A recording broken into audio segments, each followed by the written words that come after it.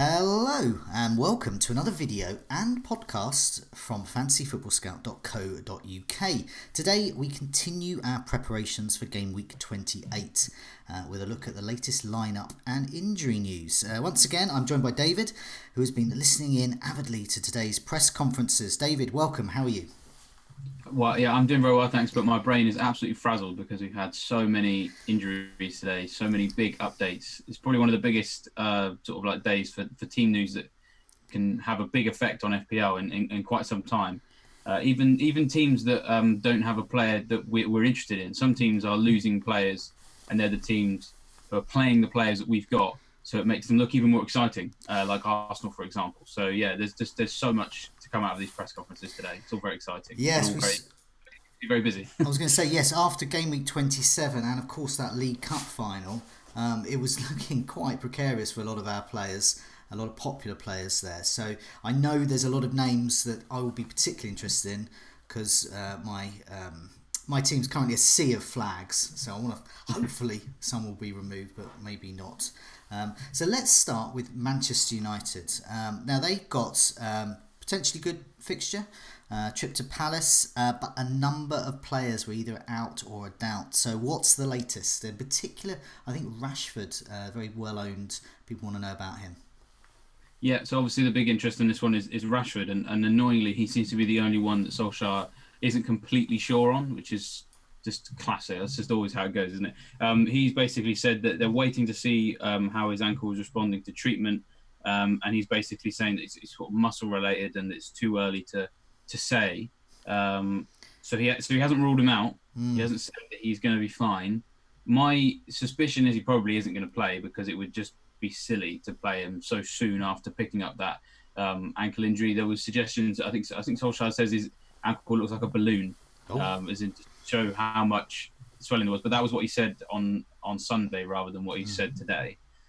So yeah, he's not officially ruled him out. He sounds very reticent to say that he's going to play. I don't think he's going to play. No. So then obviously the big decision we've all got to make as fantasy managers is, do we bench him? Do we sell him?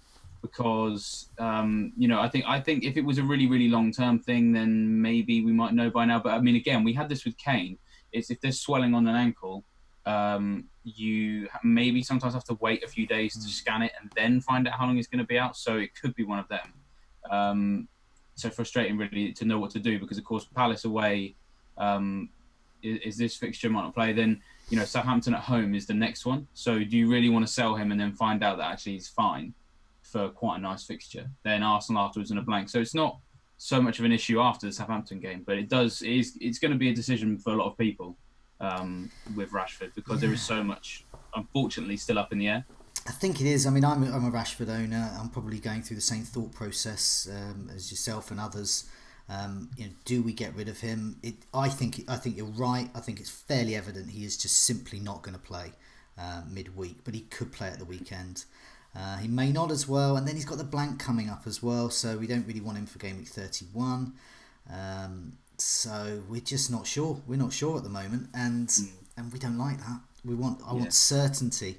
I'd prefer it even if they just ruled him out for 2 weeks or something like that. Exactly. I know what I'm doing with that, but there is that risk. And meanwhile, there's players like Ashley Barnes, Rondon at Newcastle as well. A whole bunch of players, a whole bunch of cheaper alternatives that free up money.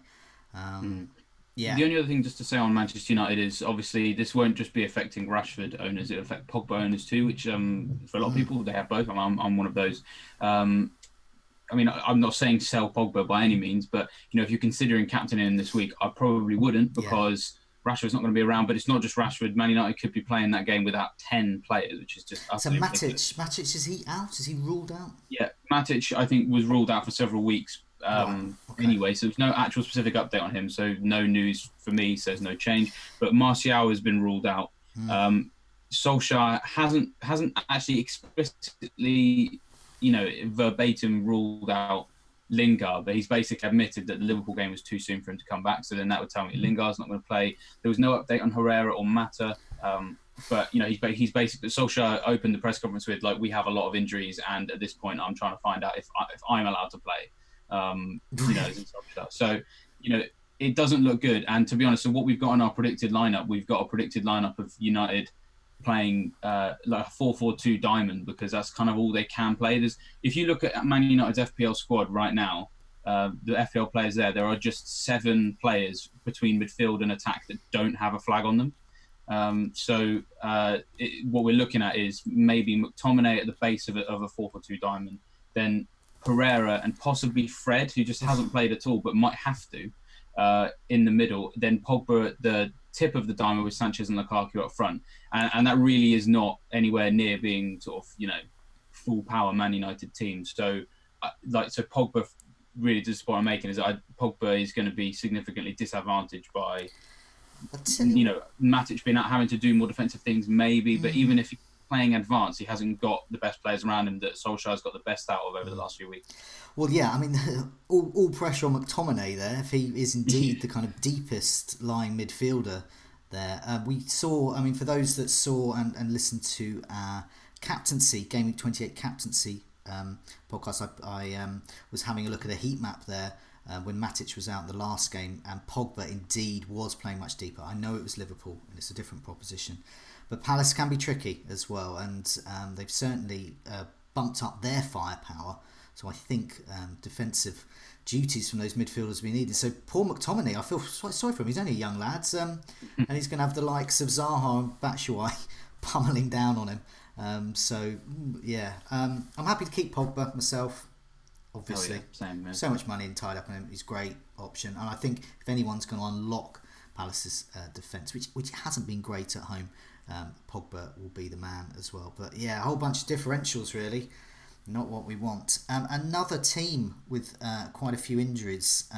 I'm particularly interested in this one because they're a team I've been avoiding because I've switched my chip strategy. But avoiding Man City can be costly. Let's have a look what has been happening in the press conference, what's been happening with key players, Laporte, Jesus, loads of flags, loads of injuries. What's the latest? Well, I mean, I'm absolutely terrified as someone who does not own Sergio Aguero because it looks like he's going to start, even though he's just played that 120 minutes in the League Cup final. Obviously, we were talking just a few days ago about how he probably won't play. He's played so many minutes, but it looks like he's going to have to now because Jesus ruled out for game week 28 alongside John Stones. So it seems to be just a continuation. It was the reason why Stones and Jesus missed out on the League Cup final. Guardiola said they're still out. And he doesn't really know how long they're going to be out as well. He tends to be really, really cagey with return dates anyway. But basically, he's just said, I don't know how long they'll be out. I think John Stones and Gabriel Jesus will be back soon. But the other two, which we talk about, are Fernandinho and Laporte. Hopefully, maybe the Swansea game or after the international break.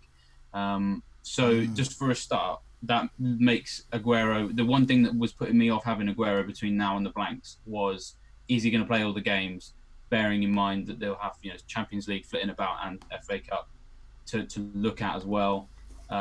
It looks like he may have to play all of those games, and that's obviously deeply scary if you don't own Aguero because what we've been looking at is that when Aguero plays, he is just unbelievable. So and at home as well. At home especially, he was my top transfer target. He may still be, and I might just.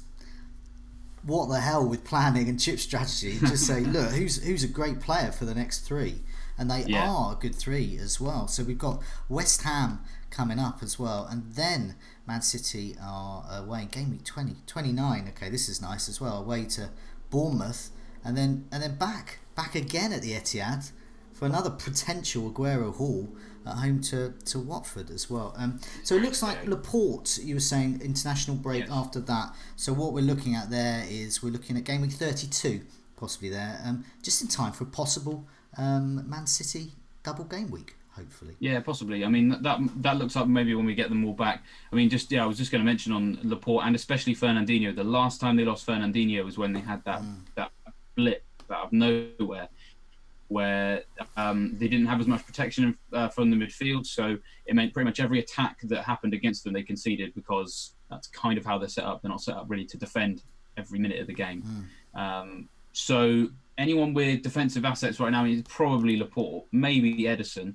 I'd be a little bit worried. So, or maybe, for example, if you've got Felipe Anderson this week and you were just so completely underwhelmed by what he did against Fulham, uh, and you're thinking maybe benching him, seeing that both Laporte and Fernandinho is out, I know has already made a few people go, well, I probably will start Felipe Anderson. Just it is still a risk, of course, because like West Ham offensively have been pretty poor, but without Fernandinho, there is no doubt that Manchester City are a little bit more susceptible to being chances. You predicted my thinking. I'm an Anderson owner. I've probably got no choice but to play him. I'm so down to the bare bones. I'm probably going to have to take a hit this week. I've got so many injured players. And I'm going to play Anderson. But you're right, I am looking at that. I was going back, I was doing a bit of research in that game week 18-19. That was when Fernandinho was out. And we spoke about it before on the Scoutcast. In terms of attacking threat, pretty much it was cut in half. In terms of defence, they were they were conceding twice as many. They were just kind of doubly awful on both counts there. But nevertheless, the base they were coming from was as a very attacking side and quite a good defensive side, just with the odd slip here and there. So nevertheless, that kind of brought them down to a kind of, I don't know, I guess a Wolves type level of performance as opposed to a kind of Champions League and perhaps being champions again this season. So I looked at that and I just thought it felt like it was a number of games. It felt like it was like all over winter and Christmas that Fernandinho was out, but it was actually only 2 league games. So I'm wondering whether it may be too small a base, but of course we're going to know now because Fernandinho is going to be out, so we'll know whether this really is one of those kind of theories, just like the Dembele theory with Harry Kane. So it could be some myth busting. Could be the new one, yes, some myth busting. Another team with loads of injuries, Liverpool. Now I've got yet another player here, Firmino. So how are we doing with Liverpool? What's the latest from Klopp? They got Watford visiting. Obviously, you want them to full strength, but yeah, how's it looking? Yeah, so actually not as bad as initially feared. Possibly still a bit frustrating for this game week. So we'll start with the headline player. That's obviously Firmino. Obviously a big one for you, Joe. Basically, it's good news in the sense that it's not as bad as first feared. So Klopp said, it looks good. We were lucky. It's not as serious as we first thought. It will be, of course, because they play tomorrow. Very close to that. So as in he's saying that, it's still a doubt for him to play. But he's got a big chance to play in the derby in the next game week. So, I mean, that's good news long term, or at least, past just this game week. Yeah. And so the thing is that personally, I think he probably won't play because you're home against Watford and Sturridge coming in, he's still got a bit of pace to him and did do well in his spells in the side kind of earlier in the season, scoring in the Champions League, things like that. So I don't think that Klopp will be too bothered about just doing a straight swap between Firmino and Sturridge. I know that Sturridge, I still think Firmino's twice the player, but I still think Sturridge is we've got Shaqiri as well. Yes, and he could come in too. And of course, Salah does a fantastic job up front as well. Exactly. So there's plenty of options for Klopp to move things around. The only thing, just to say, I want to cover myself effectively, is that Firmino might still play because Klopp seemed quite bullish on the way that specifically about Firmino when it comes to injuries, because he said because it's Firmino, and he's stressing here that we're talking about Firmino and not someone else, I would say yes, there is a chance he could play. But he's then gone on to say, but I don't know if I would use that chance because we played on Sunday and then it'll be Wednesday, so it's a quick turnaround. Yeah. But just finish that off with saying writing Bobby off is a big mistake because he recovers pretty quick. So if you're a Firmino owner, I'd be tempted to start him this week because he might be involved in some way. And that's not to say that he will be, but he might be. But then it sounds like he's quite confident that he can use him against Everton as well. So yeah, that's the time. And he plays in game week 31. Exactly. To be honest, it's the worst possible news for me. I'd preferred something definite. Clear cut, I know. Because with Firmino out, it's a ton of cash there. I can downgrade him. I'm speaking for lots of people who own a player like this, and also I could upgrade him. I could just go, what the hell with my strategy, and just get Aguero or Aubameyang in as well. I've got lots of options here, and it's going to be frustrating to see a 9 million player on my bench. But yeah, that's to be honest, I was looking at getting rid of him anyway, because I do think that either a double Liverpool, so with Van Dijk or even Alisson alongside Robertson with Salah, or even Mane. Although Yeah, I was going to I've say been over. Mane looks better. I Actually. was looking at Mane, but I haven't been massively impressed with him. I've got to say, for that price, I know he has been scoring. He's four prior to the weekend. It was 4 goals, so 4 goals in as many appearances, which is a good turnaround. But it's not a great turnaround, and none of those were double-digit hauls there. So I think I'd want to potentially a bit more. I don't know, but just putting it out there because these are the kinds of things that other people are thinking about. Do they get Mane in? If they've got Firmino, what do they do with him? Yeah, lots of things. I heard that Robertson may have been a slight doubt going into this match. It was just that he took a bit of a knock, and so I just wondered whether was Robertson mentioned at all? No, not as far as we saw in Okay. the live broadcast. Sometimes something pops out on an embargo at 10:30, which of course would be after the deadline, so that'd be great. But yeah, I mean, he completed the game, I think, against Man United. Basically, it came from the fact that in slow motion, it looked like Lukaku was doing a wrestling move on him. And really, I think he was just a bit winded because I think most people would be if Lukaku landed on you. So Yeah. Well, yeah. I mean, it would kill me. I mean, it would actually, Lukaku landed on me, I wouldn't be Robertson's alive. not a big guy, so I think so. I mean, I think it could have killed Robertson too. You never know. I mean, that's what Alex Ferguson would have said, right? So I think he'd be okay. Yeah, he completed the game, and the only other thing just to actually say is just that wasn't included kind of at the beginning of the press conference. It kind of popped out in the middle is that Keita has had an illness. Yesterday, he's in training today, but Klopp has said the usual, we will see. And I know that doesn't really affect too many people because no one really owns Keita, but that's just to say that, Klopp just mentioned in there that Keita. Yeah, I mean, Keita is an option, and of course they are depleted. They might move around a bit. Yeah, I think with this one, I actually think it's going to be Shaqiri. I don't think Sturridge is going to play this one. I think it's going to be Salah, Mane, and Shaqiri. And I think Shaqiri, as it was either yourself or Neil did an article on this, pointed out that Shaqiri could be a very good differential. This week. I think just with who would come in, I mean, if you push Salah up to centre forward, it's just he tends to normally play centre forward when they're playing 4-2-3-1. So if he was to do that, I don't quite know who would play number 10.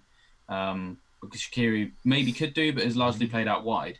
So, I mean, if he wants to keep the same formation 4-3-3, then Sturridge as a straight swap kind of makes more sense. But it just depends on what system he's going to go with. And he might be a bit restricted based on the fact that, Firmino could play 10 when Salah was the centre forward in 4-2-3-1. So the person who dropped out when Shaqiri came in was normally one of a Henderson or a Milner or a Fabinho or Wijnaldum. So I think because it's Firmino, I think 4-3-3 just feels a bit more likely. But we'll see. I mean, who knows? We'll see. Okay, no, you make a good point there with Firmino as a number 10. And yeah, they are a bit. I mean, I suppose Lallana could do a job there. But possibly, but it would be, it would be a surprise to say at least if Lallana was starting at 10. So yeah, I think it's my anti-Sturridgeness really. Let me down many a time.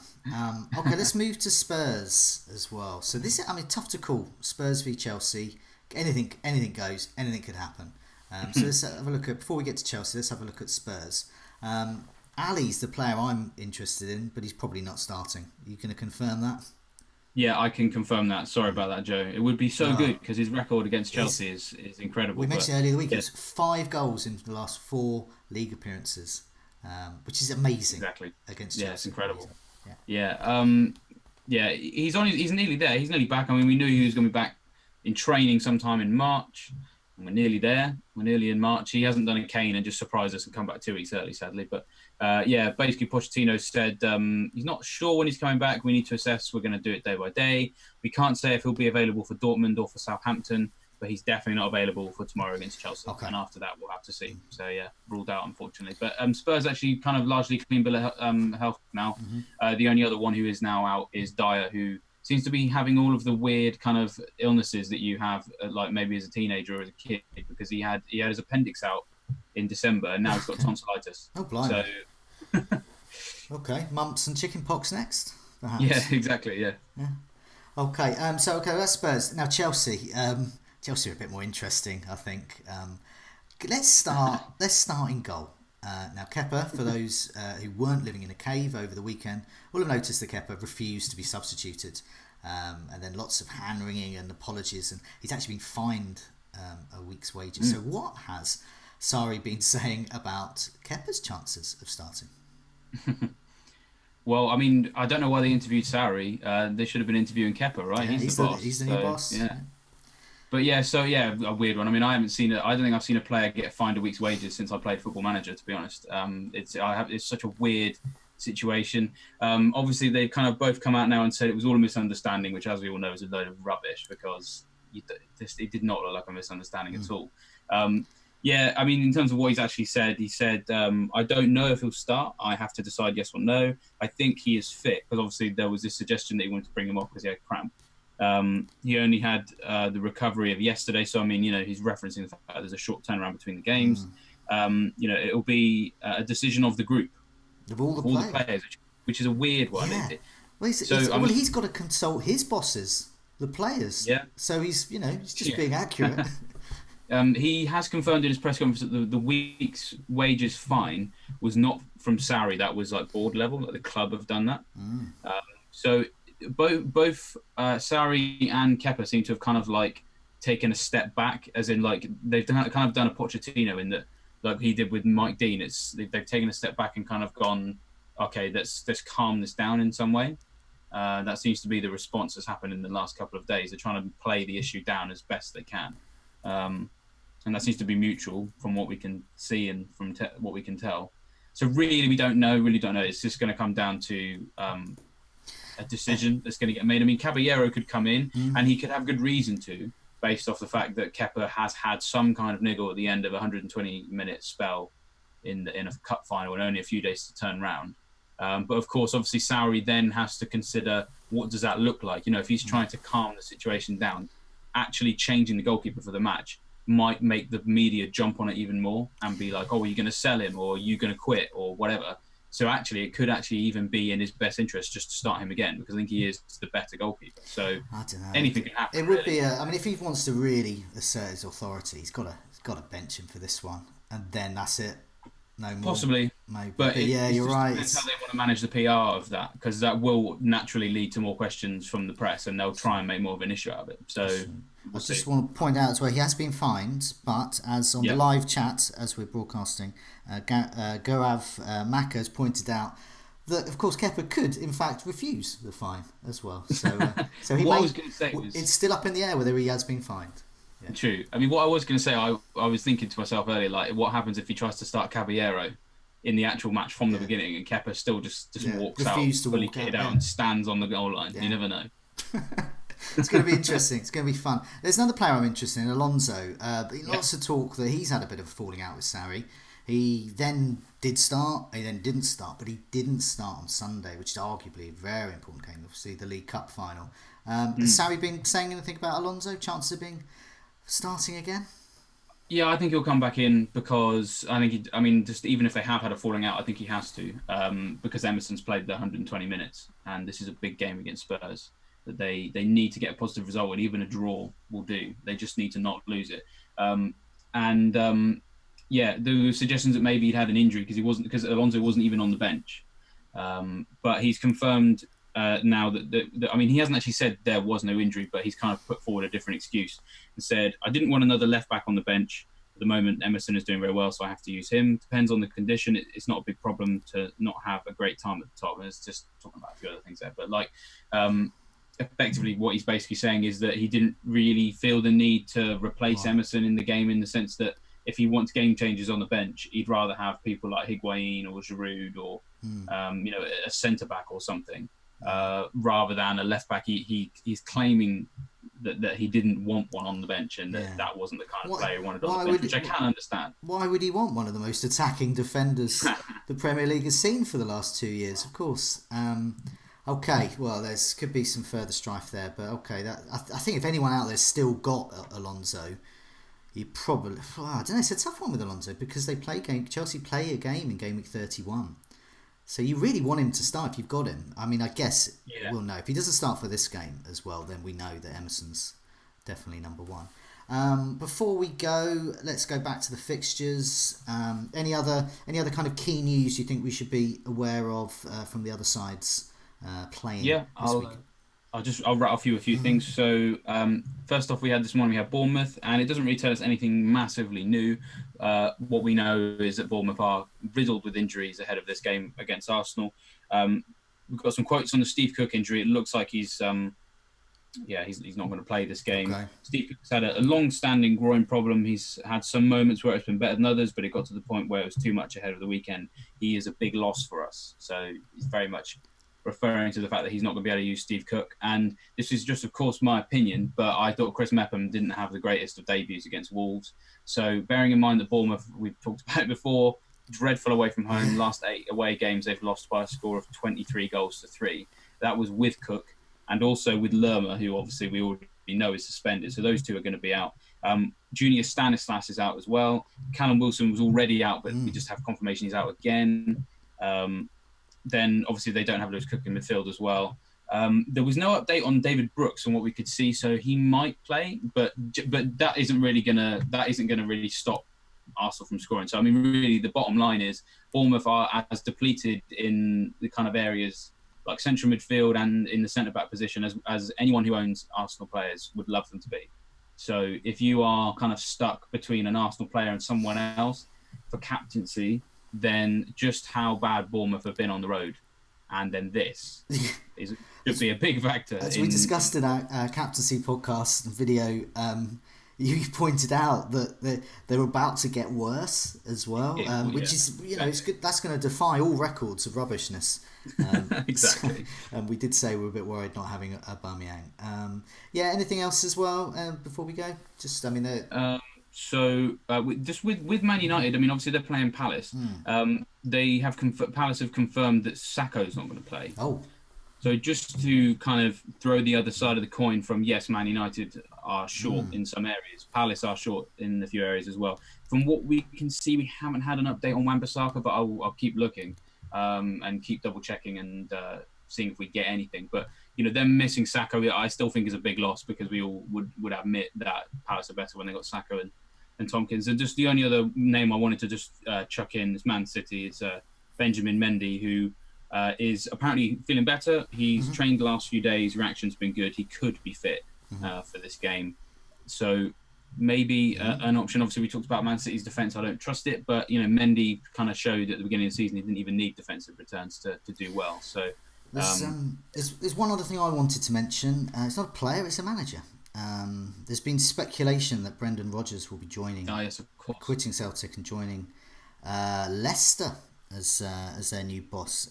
Sky sources, so whether that's to be believed or not, Sky sources say Brendan Rodgers has verbally agreed to be Leicester's new manager. So that's the start, possibly, of something, and that is a situation to monitor. So all eyes on the Leicester game midweek. Because we want to find out, which players we possibly might want to be bringing in, because they play 31 and 33, and they have an enormously good run. I mean, I've never seen a run of fixtures like Leicester's. So let's hope they can provide us with some good fantasy assets. But for now, David, thanks so much for that. Good luck with the game week. And we'll see you again later in the week, perhaps, for another video as we look ahead to game week 29. And of course, a reminder that all our videos from now on and streams will be podcasts as well, so you can just listen without having to look at us. But for now, David, thanks a lot. Cheers, thanks. Good luck to the game for you for the game week as well. Cheers.